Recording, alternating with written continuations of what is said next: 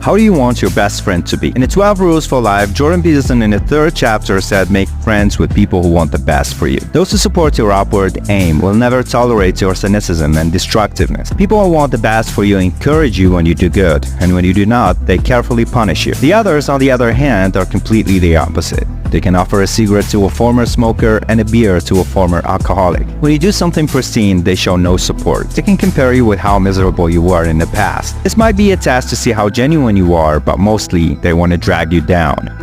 Subscribe.